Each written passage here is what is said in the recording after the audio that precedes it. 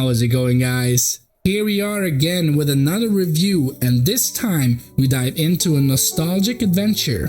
Well, at least it was nostalgic for me. Let's see if this game is worth your time and money. The game we are talking about is, of course, Hogwarts Legacy. Hogwarts Legacy takes place in the 1800s, a century before the events of the Harry Potter novels. It's an RPG action-adventure, and the game was developed by Avalanche Software and published by Warner Bros. Games.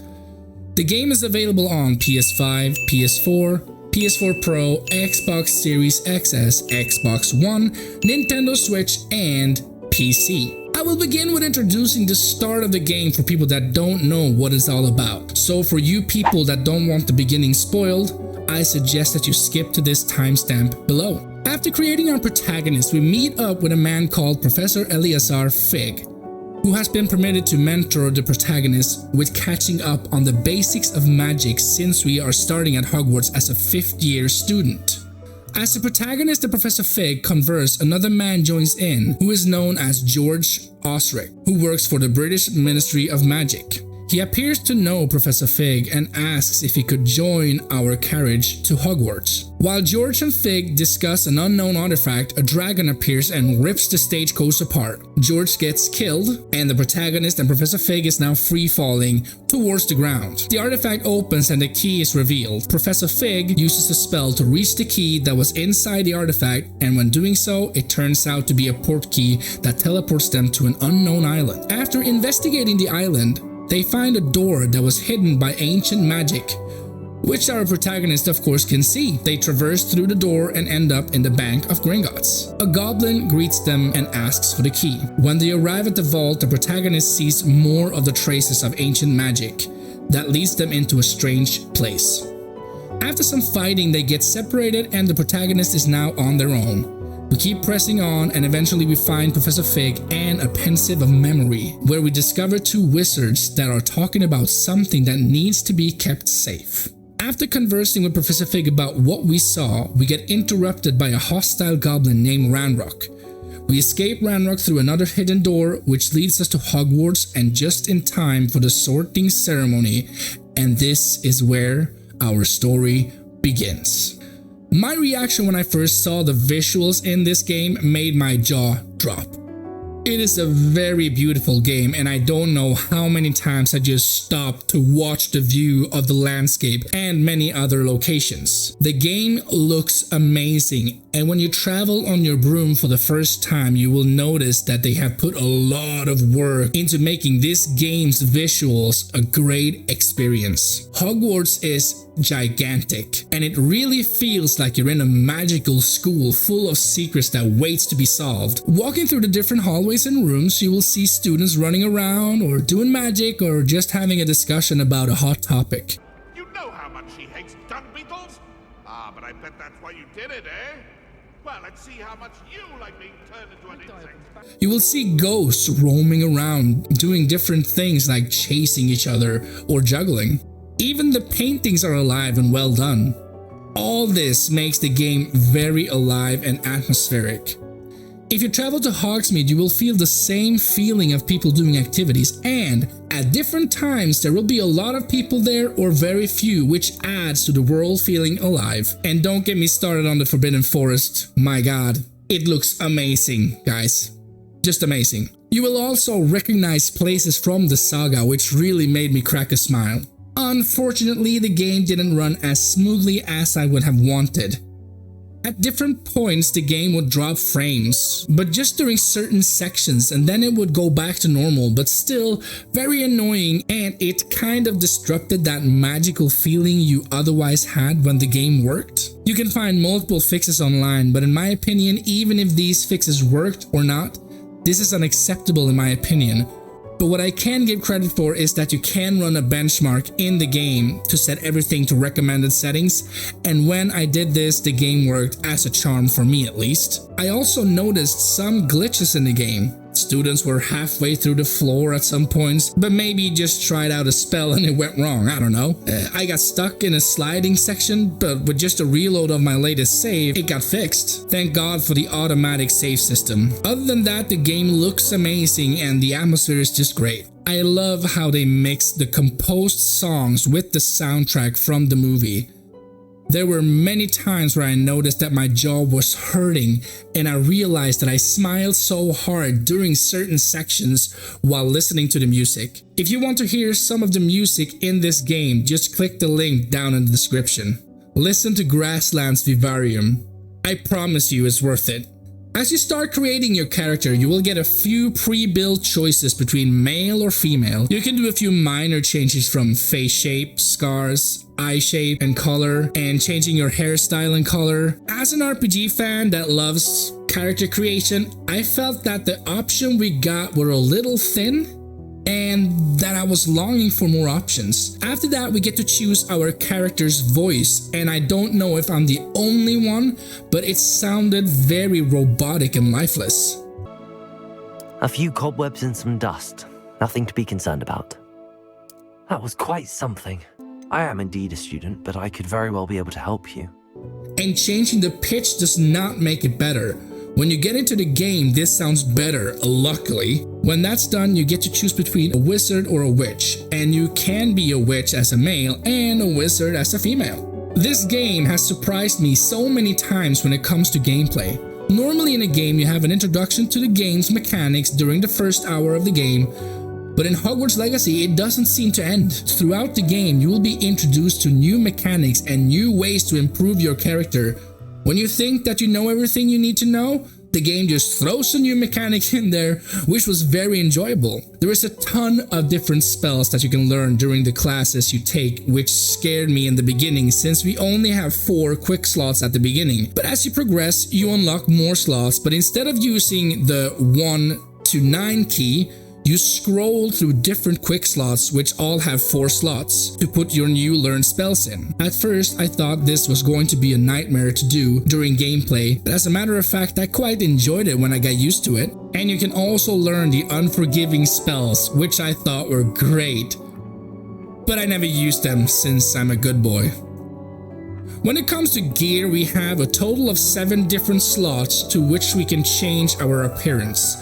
Hogwarts Legacy has a vast array of gear, as the game's world is full of unique clothing items, including handwear, facewear, headwear, neckwear, outfits, and cloaks and robes, each with unique levels. You also have a slot for wand handles. The gear also has different colors which indicate its rarity. We have standard with no color background, well appointed in green colored background, superb in blue colored background, extraordinary in purple color background, and legendary in orange color background. And these are all scattered in the world for you to find. Each gear also has different stats which are either health, offense, or defense.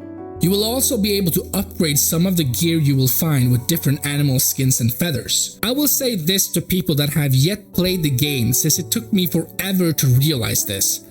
As I played through the game, I noticed that the gear I found looked rather weird. I looked like a clown, to be honest. But after I started looking through all the different gear slots, I noticed that if you hover over the gear you want to change, you can press F on the keyboard to change its appearance. You will find these different appearances by finishing different quests in the world. Moving your character feels great and responds well. Jumping and climbing is well done, and flying is just an amazing experience. It's too bad that you won't play any Quidditch, but you will still fly around a lot in the game. You can explore every inch of Hogwarts and the surrounding areas. There is a huge amount of things to discover and collect in this world.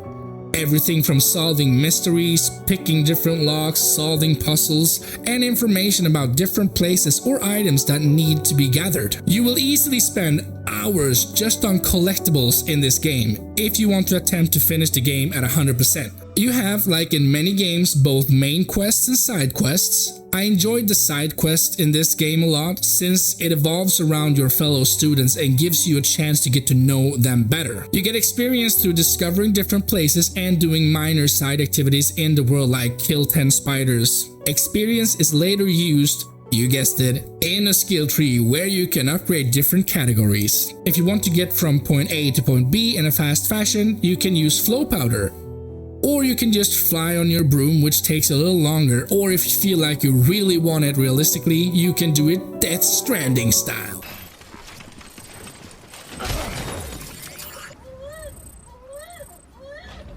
Walk or run, which will take a huge amount of time. The NPCs are interesting in their own way and will keep you invested in doing the side missions. They will not be your companion and follow you around like in other RPGs like Mass Effect or Dragon Age. Instead, they will be with you in the side quests that they will offer to you as you progress through the game, which is totally fine by me. When it comes to the main protagonist, I have to say that I wasn't impressed. Let's call the main protagonist Tom Hawk, which was the name I chose for my character. You don't know anything about Tom Hawk. He just appears in the game and is starting as a 5th year student. Why did he start as a 5th year? Where did he come from? Why can't we see traces of ancient magic? I can understand why they chose to start us as a 5th year, since we need to know certain spells to be able to face what the world throws at us. But no story about Tom Hawk at all? It would have been nice if they had some kind of story explanation to why we start as a 5th year or who we actually are. This is just my personal opinion, but I think it's very important that I have some kind of connection to the main character and the NPCs, so for me this was a bit of a letdown. The dialogue and cutscenes are well made, but there is one thing that is missing. If you are in the middle of a dialogue or a cutscene, you cannot pause the game, and this for me is a must-have in a game with a rich story. Sometimes, especially when you're a parent, you need to remove yourself in the middle of a cutscene or dialogue, and this was very frustrating for me since this is something that usually is included in games today. So I just had to accept that I missed some dialogue or load another save, but honestly a pause function should have been included. The combat in the game feels great in my opinion. As you progress through the game, you will learn new kinds of spells that have different uses. Some are for lighting up dark places and for use of puzzles, while others are for combat. There are a handful of spells for you to use, but the thing that I enjoyed a lot was that you could combine the spells and do a very long chain of attacks before your enemy even had a chance of doing anything. But as you progress, enemies become much harder, and this is something that I have to talk about. I really don't enjoy the enemies that are bullet sponges.